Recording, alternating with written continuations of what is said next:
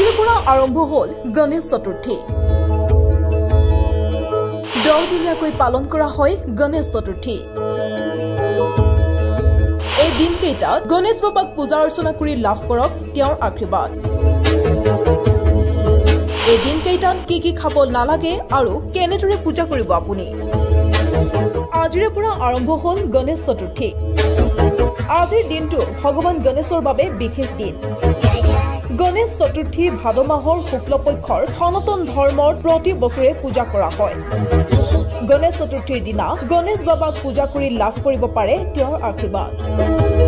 গণেশ চতুৰ্থীৰ দিনটোত মধ্যগণিৰ বিয়লি গণেশৰ জন্ম হৈছিল। সেয়েহে এই দিনটোৰ বিয়লি গণেশক পূজা কৰাৰ বিশেষ তাৎপৰ্য আছে। গণেশ চতুৰ্থীৰ দিনা ব্ৰত পালন কৰা সকলে বগা তিলেৰে গা ধুব লাগে।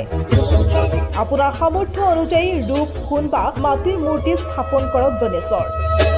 তাৰ পিছত শুভ সময়ত পূজা আৰম্ভ কৰক। সিদ্ধি বিনায়ক গণপতি বাপাক ধ্যান কৰক। পঞ্চ অমৃতেৰে গণেশ বাবাক স্নান কৰাওক। ইয়াৰ পিছত বিশুদ্ধ পানীৰে নিজেও গা ধুব লাগে। ইয়াৰ পিছত বিশুদ্ধ পানীৰে স্নান কৰাব লাগে।